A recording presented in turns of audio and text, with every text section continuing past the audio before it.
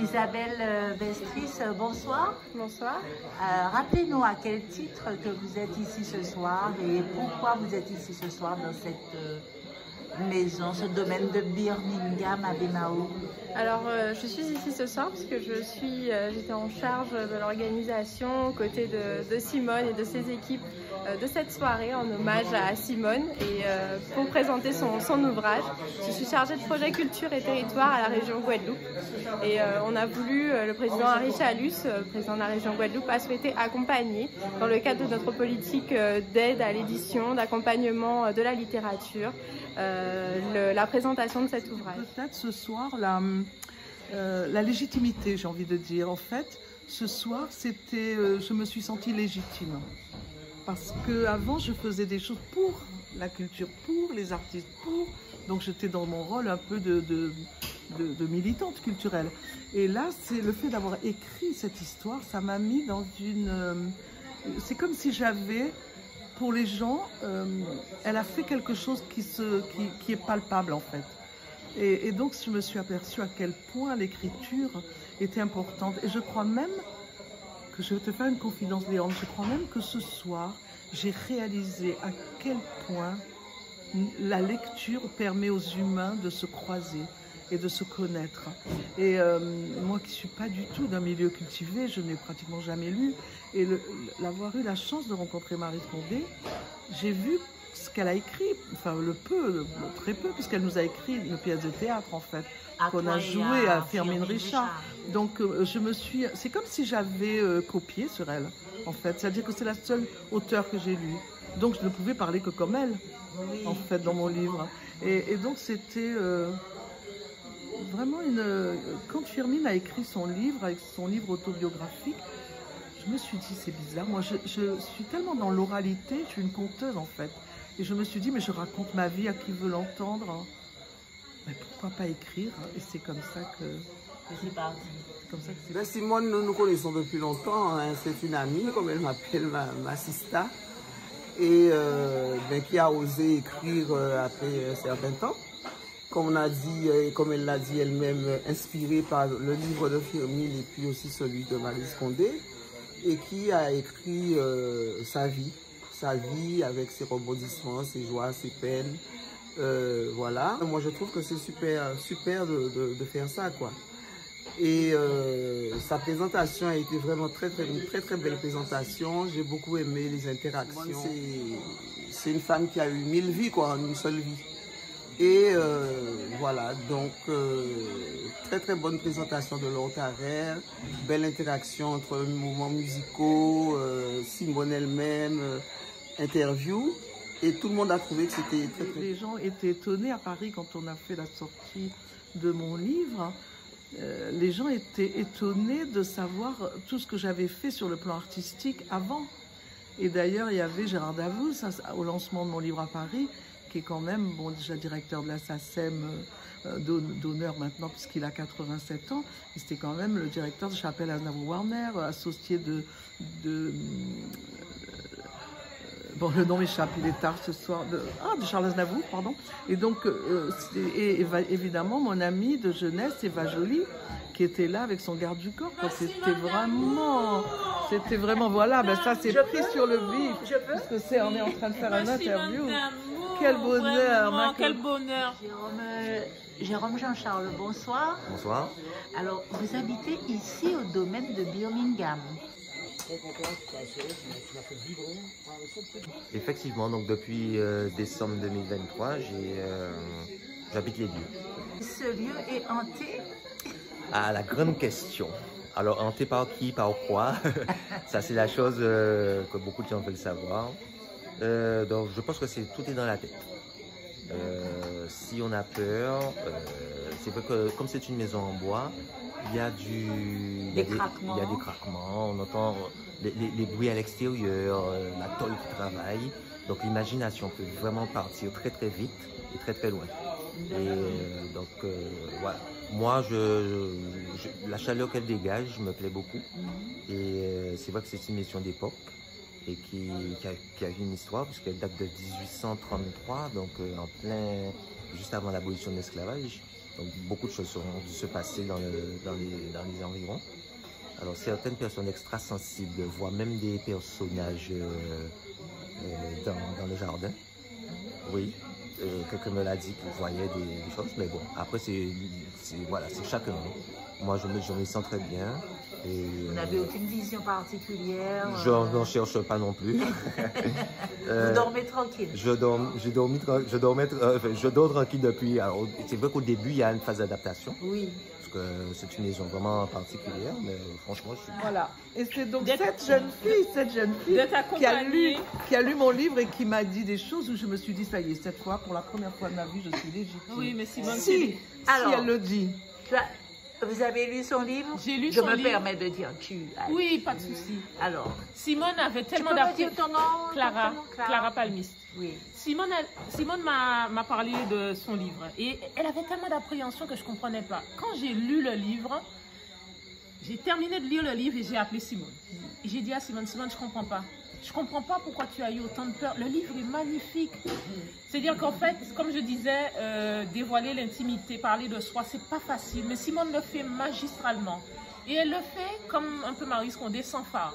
C'est-à-dire qu'elle livre les choses. Et son écriture aussi, elle est intéressante. Parce que moi, j'ai adoré sa plume. Sa plume, c'est des phrases très courtes, très elliptiques. Elle dit des choses, mais c'est au lecteur aussi, aux lectrices, de deviner ce qui suit, de deviner ce qu'il y a derrière les mots.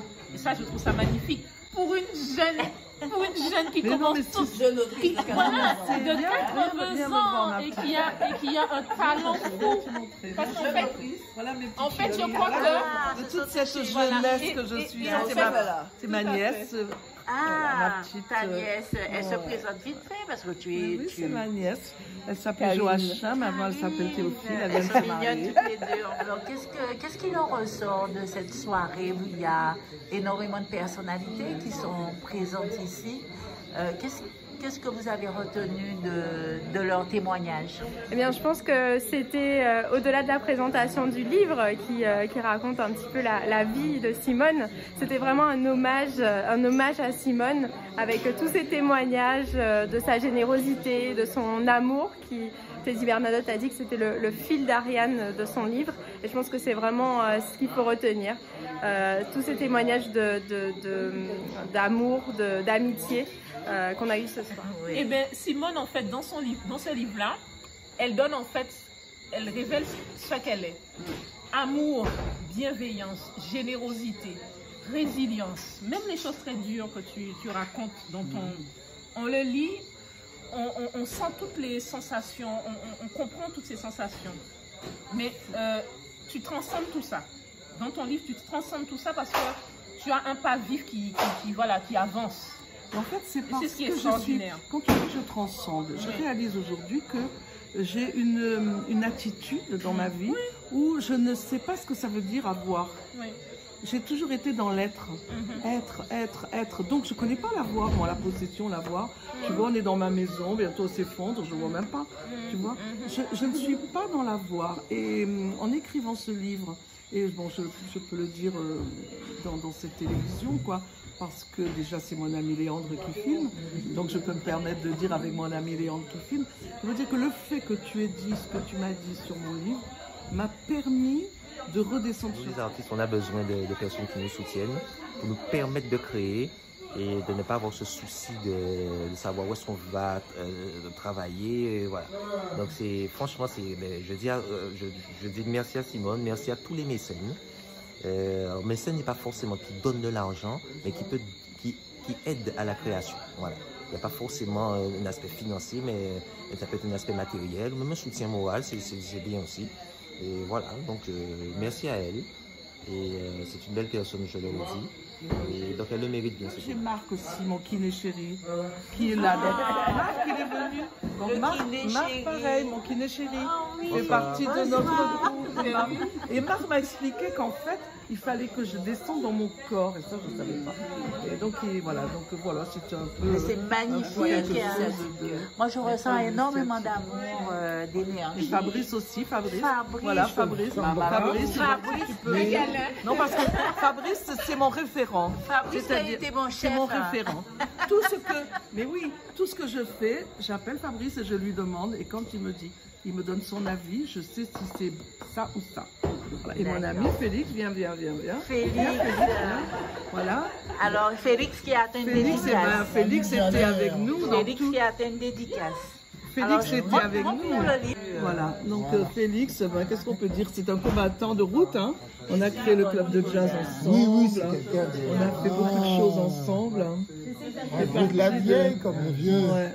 Et Fabrice, c'est ma référence. Comme c'est le plus intellectuel de tous, quand je veux savoir vraiment ce que j'ai dit, ce que c'est juste, donc j'appelle Fabrice.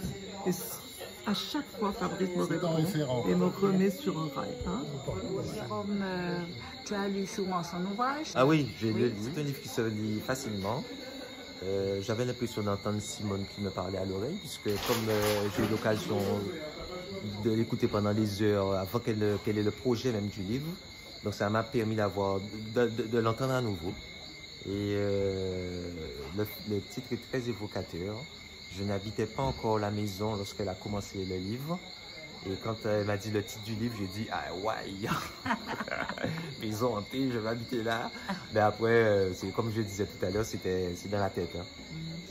C'est l'imagination. On a entendu des lectures qui étaient très poignantes, hein, des morceaux de cet ouvrage qui racontent un petit peu toute cette histoire de Simone, traversée parfois par des moments très difficiles, de rejet justement lié au racisme, mais aussi et justement toujours cet amour qui revient. Et je pense que c'est ça qu'il faut retenir de l'œuvre de Simone, de l'œuvre de sa vie et de l'œuvre qu'elle nous a écrit et qu'elle nous offre aujourd'hui. Fabrice, et ma petite sœur, c'est pas une copine, c'est une sœur. Voilà, ma petite sœur.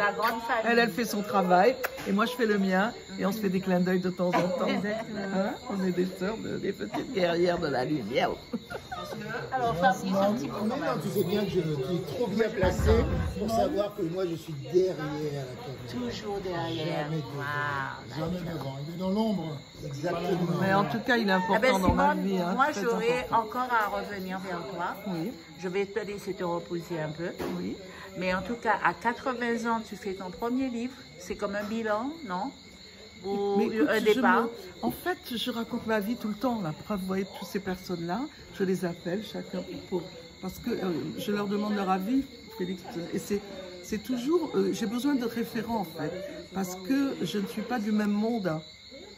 Il faut dire effectivement que Simone, c'est une femme remplie d'amour. Tout à fait, tout à fait. On l'a vu ce soir avec tous ces témoignages, ces artistes qui logent chez elle et qui disent que c'est une mécène de l'art et toutes ces activités qu'elle a menées tout au long de sa vie pour mettre en valeur la culture guadeloupéenne, les artistes et pour faire rayonner la Guadeloupe. Quand tu dis que tu n'aimes pas du même monde, ça veut dire moi, si tu veux, à Nice, chez moi, j'étais dans le milieu, le monde d'en bas.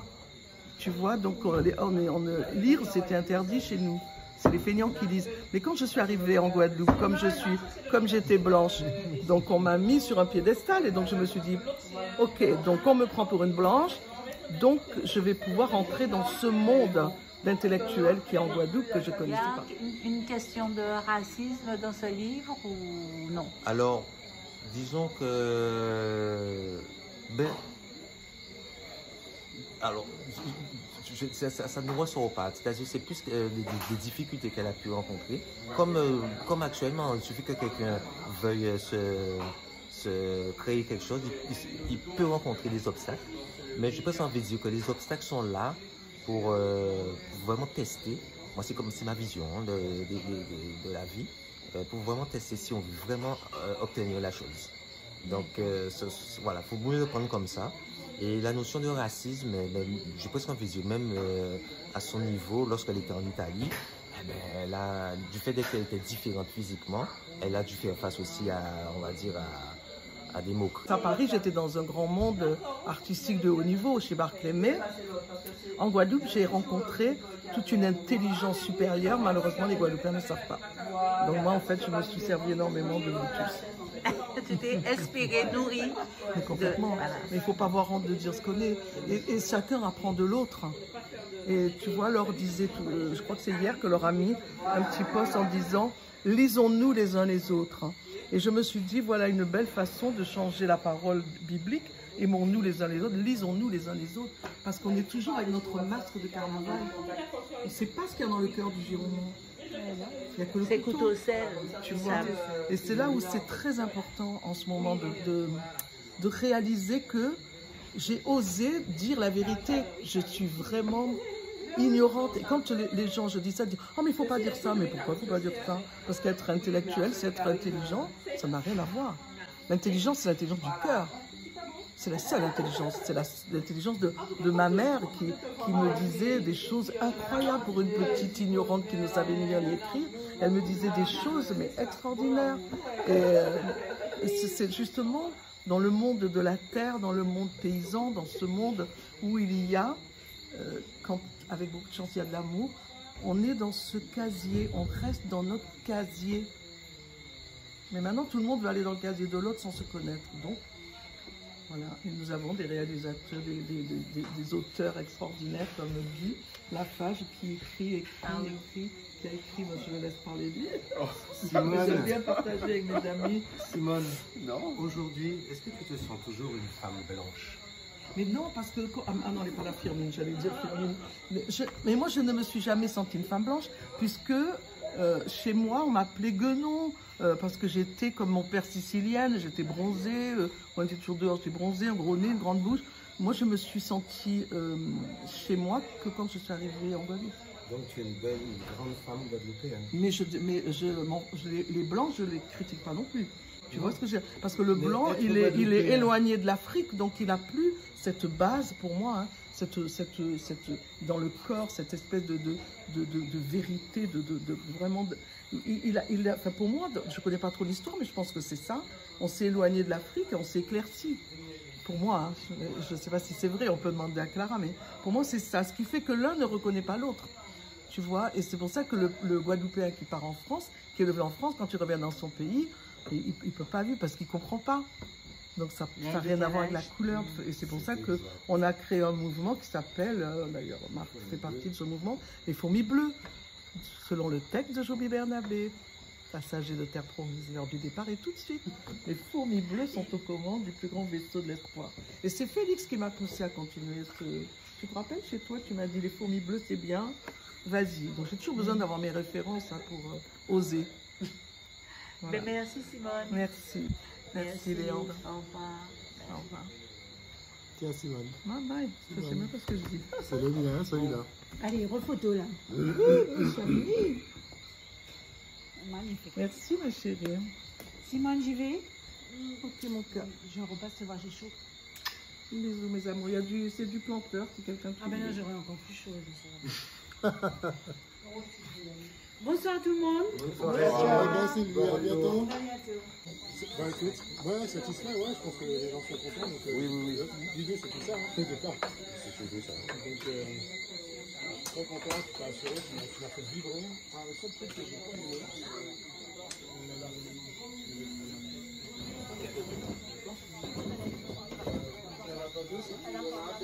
la